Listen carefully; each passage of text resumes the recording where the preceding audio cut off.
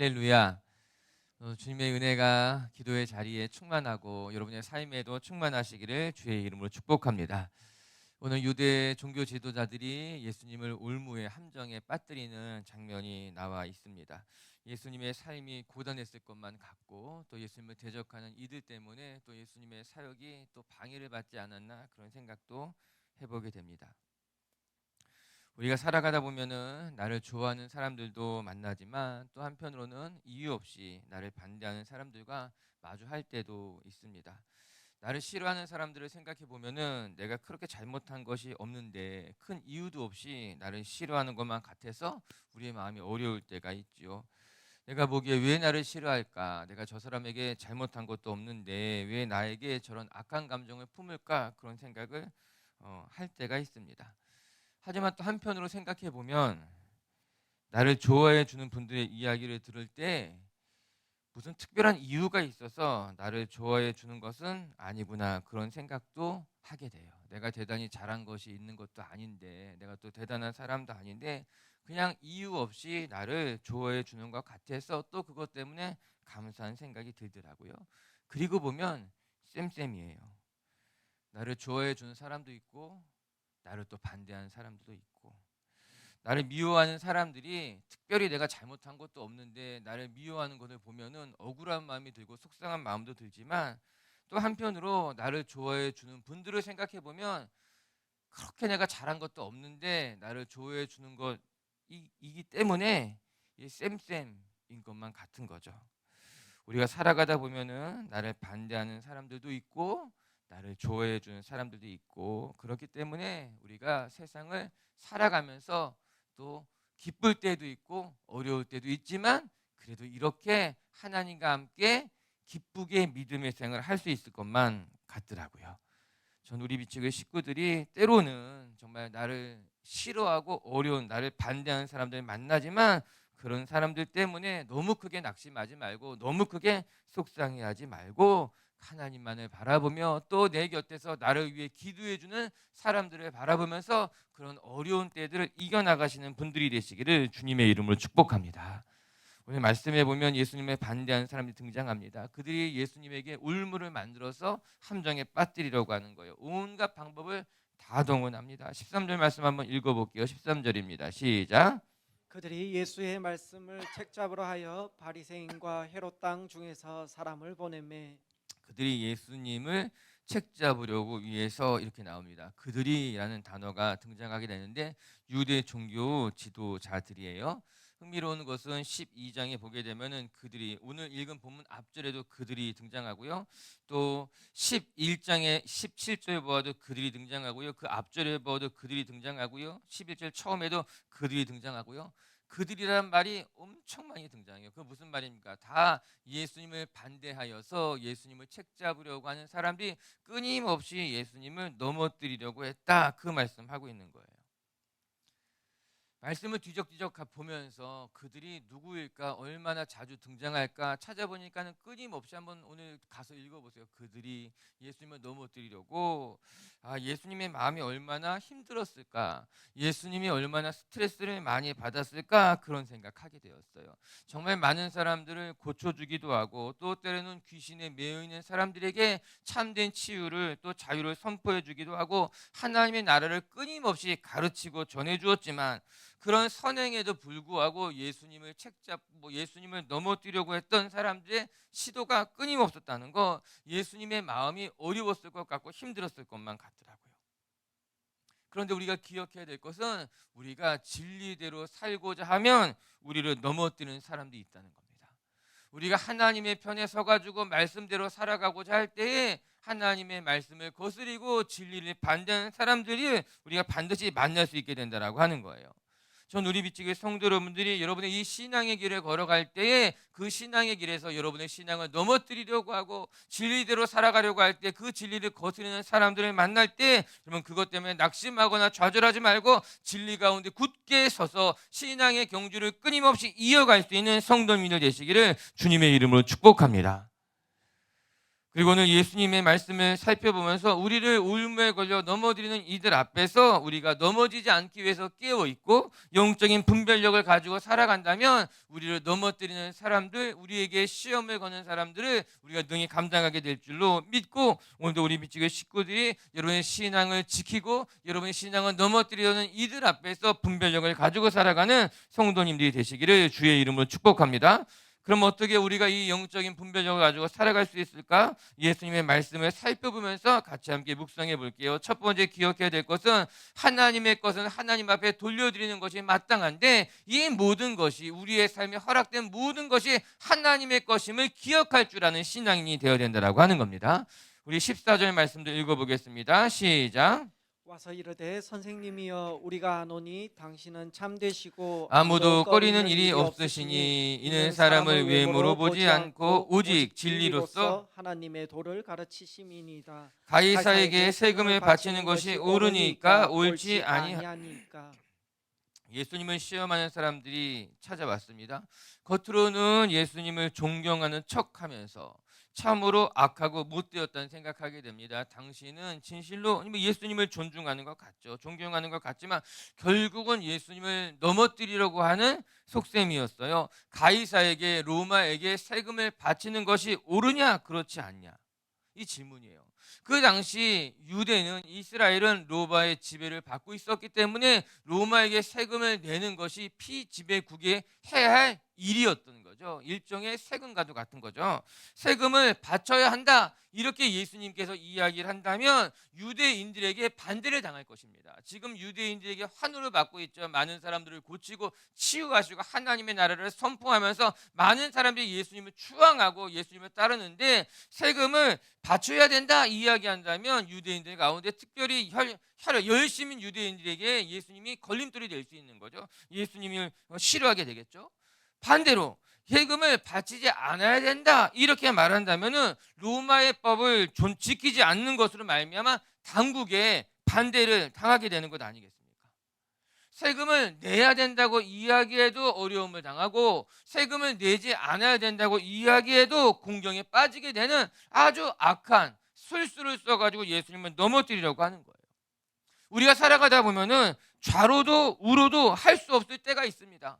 가지도 못하고 멈추지도 못할 때가 있는 거예요. 그런 어려운 상황에 처할 때가 있을 수 있습니다. 또한 우리를 넘어뜨리려고 하는 사람들이 정말 죽기 살기로 달려들게 되면은 내 힘으로 감당하기가 어려운 거예요. 여러분, 사람이요 그렇게 어리숙하게 쏙냐 이야기하지만 사기꾼들이 작정하고 달려들게 되면요 그거 감당하는 게 쉽지 않습니다. 저와 여러분처럼 이렇게 우리 같은 사람들은 어려워요. 여러분이 아닐 것 같은 눈으로 쳐다봐도 예수님 믿는 사람들은 대부분 착해요. 대부분 착하고 또 이렇게 이런 일들을 많이 겪어보지 못했기 때문에 정말 죽기 살기로 내가 저 사람 하나 넘어뜨려야겠다 생각하고 달려들면은 어려운 일입니다. 오늘 예수님에게 그런 사람들이 붙은 거예요. 내가 저 예수 하나 넘어뜨리겠다. 죽기 살기로 달려든 거죠. 그래서 지혜가 필요한 거예요.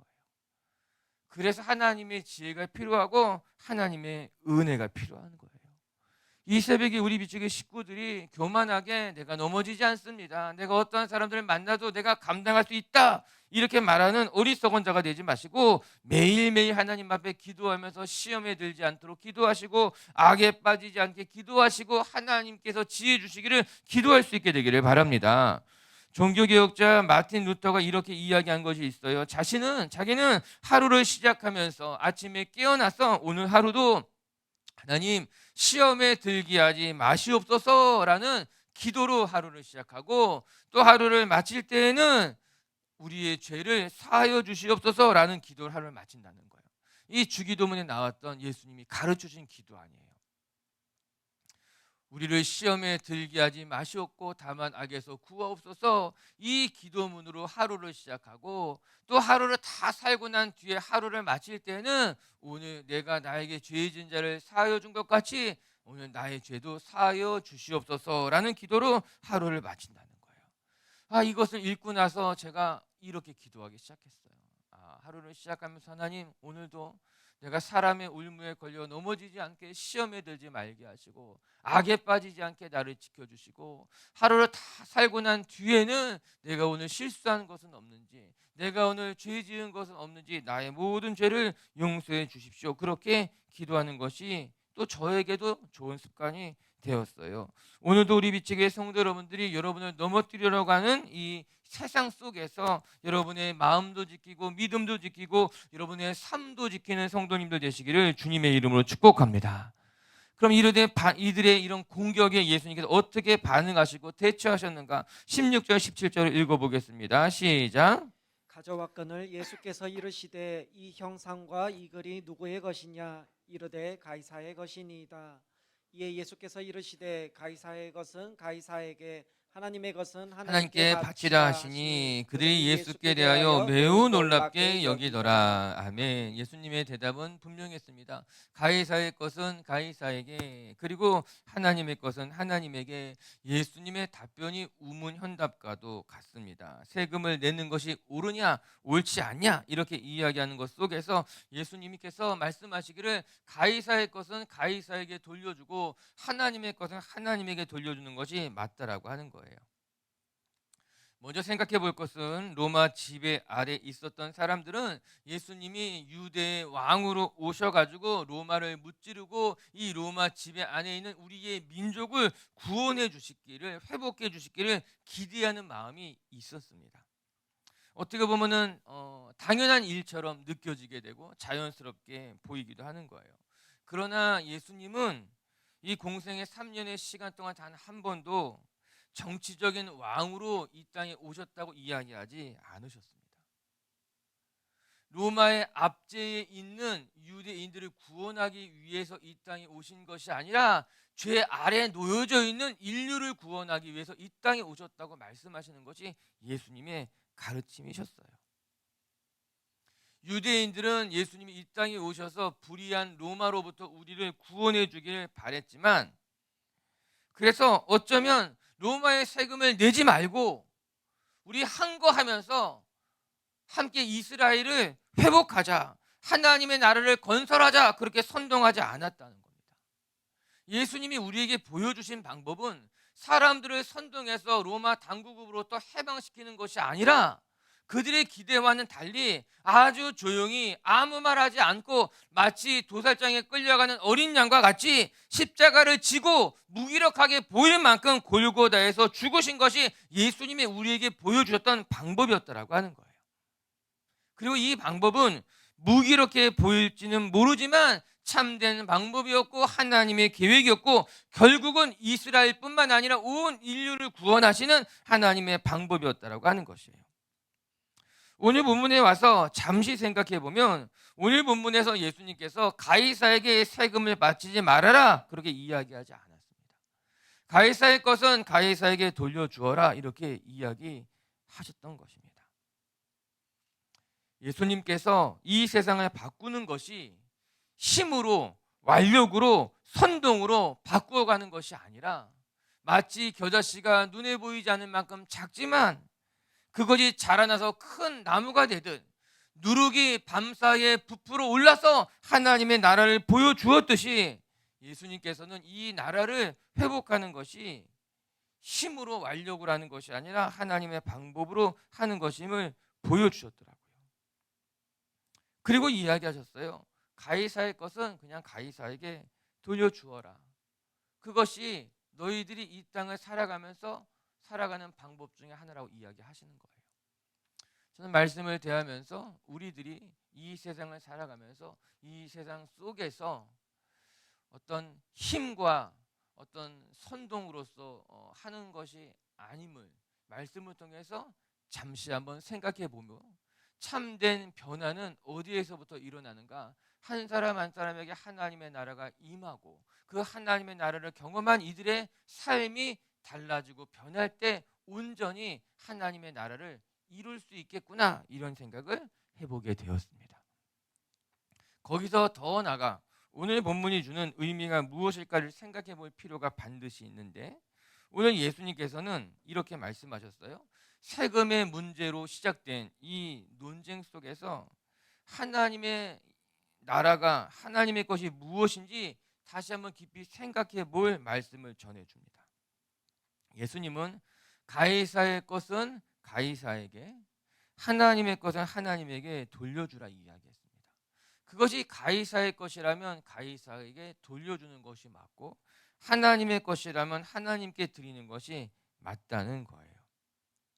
그렇다면 이 땅에서 하나님의 것과 가이사의 것을 구분할 줄 알아야만 할 것입니다. 오늘 예수님의 대답은 참으로 지혜롭고 놀랍습니다.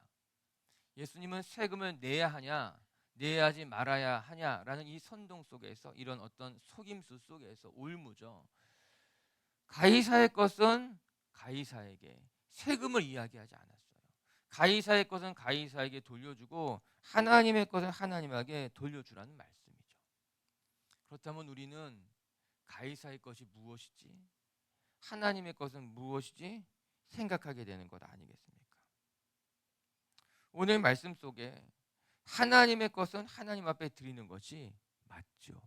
그것이 하나님의 것이기 때문입니다. 그래서 원어를 읽어보게 되면은 세금을 누구에게 바치리까, 이 바치다는 단어가 원래 뜻은 돌려주다는 뜻이에요. 하나님의 것은 하나님에게 돌려주어야라고 한다라고 하는 겁니다. 생각해 보면 가이사의 것은 가이사에게 돌려주고 하나님의 것은 하나님에게 돌려주라고 말씀하셨지만, 결국 이 땅의 모든 것이 우리는 하나님의 것임을 고백하며 살아가게 됩니다. 그것이 성경이 이야기하는 제자도의 핵심인 거죠. 우리가 이 세상을 살아가며 이 세상의 모든 것이 하나님의 것임을 고백하며 살아가는 것이 진정한 신앙인의 삶이라고 하는 것입니다. 우리는 10분의 1은 하나님의 것이고 10분의 9은 내 것이기에 나를 위해 사용한다고 생각합니다. 11조에 대한 이야기가 어렵지 않게 유튜브에서 찾아볼 수 있죠. 11조를 이 시대에 바치는 것이 맞냐 그러냐, 11조가 진짜 하나님의 것이냐 아니냐, 성경은 분명히 이야기하고 있죠. 11조의 10분의 1은 하나님 앞에 드리는 것이 맞다고. 또 신약 성경에 오게 되면은 초대 교회가 그렇게 하나님의 교회를 만들어가면서 어떻게 하나님의 교회를 세워갈지를 또 보여주고 있죠. 11조 10분의 1은 하나님께 드리는 것이 맞죠. 그러면 10분의 9는 여러분의 것이냐? 그건 역시 성경적인 가르침이 아니에요. 10분의 1은 하나님의 것이고 10분의 9는 나의 것이 아니라 10분의 10이 다 하나님의 것이죠. 그 중에 10분의 1은 하나님께, 교회, 성전에 맡김으로써 그것을 위해 사용하게 되는 것이고, 10분의 9는 하나님이 나에게 맡기셔서 나를 통해서 하나님의 나라를 위해서 사용할 수 있게 하는 것이 11조의 참된 의미고, 헌금의 의미고, 주대심의 의미고, 어떻게 우리가 재물을 가지고 살아가야 하느냐의 원칙이 되는 거예요. 10분의 9가 여러분의 것이 아닙니다. 10분의 9도 하나님의 것입니다. 그런데 그 10분의 9는 하나님이 나에게 맡기셔서 내가 그것을 어떻게 의롭게 온전하게 하나님의 나라를 위해서 사용할지를 결정하며 살아가는 것이 신앙인의 주대심이에요. 이 모든 것이 하나님의 것임을 고백하며 살아가는 성도의 삶이라고 하는 것이에요. 오늘도 이 예수님의 논쟁을 같이 묵상해 가면서 이 세상의 모든 것이 하나님의 것임을 고백하면서 내 삶도 하나님 앞에 바치고 나의 삶의 모든 것을 하나님 앞에 올려드릴 줄 아는 성숙한 성도님들이 되시기를 주님의 이름으로 축복합니다. 두 번째는 부활에 대한 논쟁이 이제 18절부터 시작이 되고 있습니다. 우리 18절 말씀 읽어볼게요. 시작. 부활이 없다 하는 사두개인들이 예수께 와서 물어 이르되.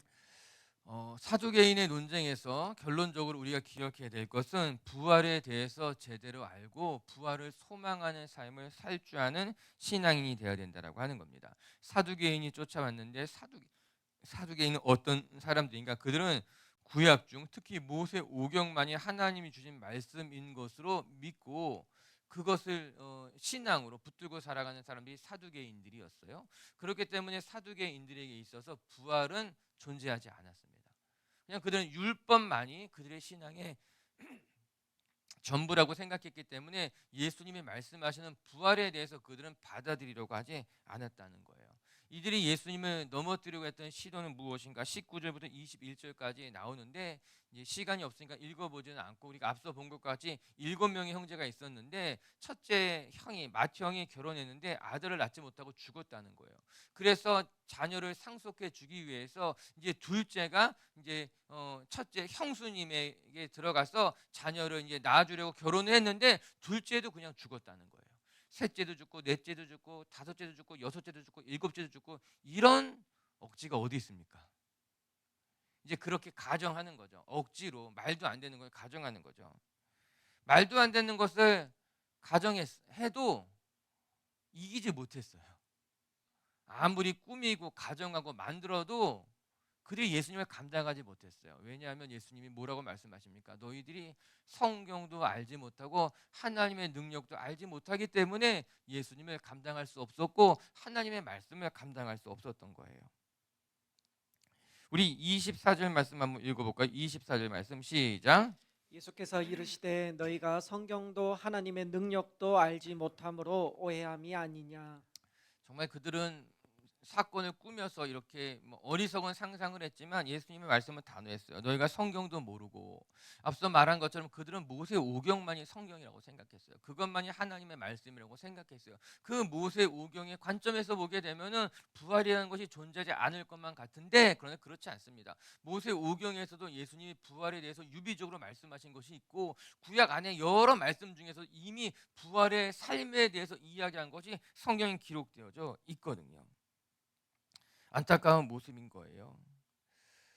부활의 몸을 지금 내가 살고 있는 이 몸과 같이 이해했기 때문에 착각하게 되는 거예요. 부활에 대해서 바울의 이야기가 한편 나오는데 그거 잠시 읽고 마칠게요. 한번 읽어볼게요. 부활에 대한 이야기인데요. 시작.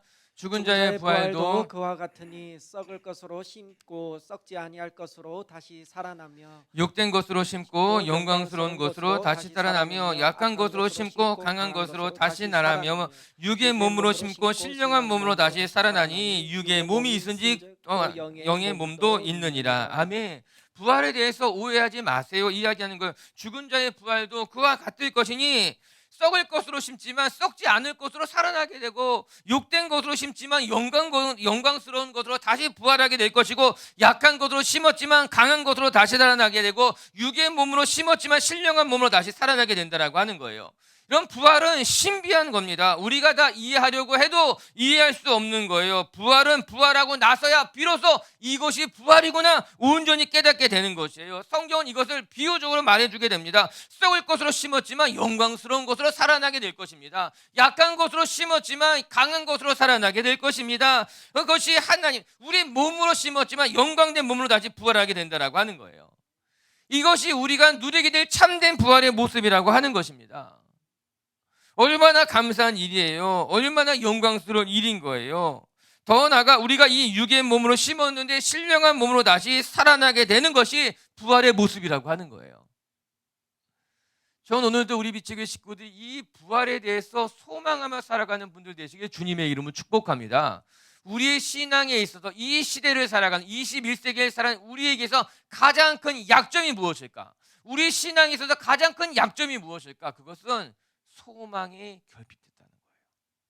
초대교회 성도들은 여러 가지 핍박들 가운데서 부활을 소망하는 신앙이었기 때문에 그 모든 것을 능히 이길 수 있었어요. 그런데 지금 시대는 이 세상이 너무나 안락하고 편안하기 때문에 부활을 소망하지 않아요. 부활이 우리에게 허락하신 너무나 큰 축복인데도 불구하고 부활에 대해서 사모하는 마음이 없기 때문에 소망 결핍 중이에요. 모든 건 다 가졌어요. 우리가 건강도 갖고 부함도 갖고 편안함도 갖고 기술도 갖고 과학도 갖고 다 가졌지만 소망이 결핍되어 있어요. 부활의 소망이 결핍되어 있는 신앙인들이에요. 그렇기 때문에 이 세상의 것들만 누리려고 해요. 이 세상에 좋은 것이 전부인 줄 알아요. 그러나 그렇지 않습니다. 우리가 소망하는 것은 이 세상의 것이 아니에요. 영광스러운 하나님의 나라인 거예요. 부활의 몸으로 살아가는 것이 우리가 살아갈 삶의 신앙의 모습이라고 하는 거예요. 할렐루야. 목사님 그러면 어떻게 부활합니까? 제가 부활하는 거 연습하는 법 가르쳐 드릴게요. 어렵지 않아요. 부활을 매일매일 경험할 수 있어요. 잠들 때에 하나님의 은혜에 감사하며 잠들고 깨어날 때에 하나님, 잠들었다가 깨어나는 것 같이 오늘 내가 부활을 경험합니다. 고백하는 거예요. 어떻게 우리가 부활할 것 같아요? 몰라요. 안 해봐서. 근데 분명한 것은 잠들었다가 깨어나는 것처럼, 여러분 어떻게 깨어나는지 아세요? 잠들어 있는 선과 깨어나는 선의 그 사이 아세요? 우린 몰라요. 참 신비한 거죠. 깨어나는 거예요. 오늘 하루가 시작되는 거예요. 저는 매일매일 그렇게 하나님 오늘도 부활을 경험하고 부활을 소망하며 살아가는군요. 경험하게 되는 거죠. 할렐루야. 사실은 제 이야기가 아니고 신학자들의 이야기예요. 이단의 이야기도 아니고 잘못된 가르침도 아니고 그렇게 아주 오래전부터 우리 믿음의 선배들은 부활을 소망하며 매일매일 부활을 연습하면서 살아오는 삶이었다는 거죠. 그렇게 우리 믿지의 식구들도 부활이 없다고 말하는 어리석은 자들처럼 믿지 않는 자에게는 십자가가 미련한 것이지만 우리에게는 그 십자가가 능력이 된다는 것을 기억하면서 부활을 소망하는 성도님들 되시기를 주님의 이름으로 축복합니다. 말씀을 정리합시다. 진리대로 살아가면 핍박이 있고 오해가 있고 우리가 신앙을 붙들고 살아가게 되면은 때로는 그 신앙이 나를 좀 어렵게 만들 수도 있지만 전 오늘도 우리 미치교회 성도 여러분들이 신앙 때문에 당하는 핍박과 환난, 내가 예수님을 믿었기 때문에 경험하게 되는 어려운 일들 때문에 낙심하지 말고 오히려 여러분을 어렵게 하는 것들 속에서 신앙을 드러내고 빛을 발할 수 있는 성도님들이 되시기를 주님의 이름으로 축복합니다. 첫 번째 말씀 통해 배우는 것은 가이사의 것은 가이사에게, 하나님의 것은 하나님에게 돌려드리라 이야기했지만 그 모든 것이 하나님의 것임을 늘 기억하면서 여러분의 삶의 주되심을 인정하며 신앙생활 하시는 성도님들 되시기를 주님의 이름으로 축복합니다. 그 두 번째, 부활에 대해서 제대로 알고 정말 부활이 우리의 삶의 참된 소망임을 기억하며 살아가는 성도님들이 되시기를 주님의 이름으로 축복합니다. 같이 함께 기도합시다.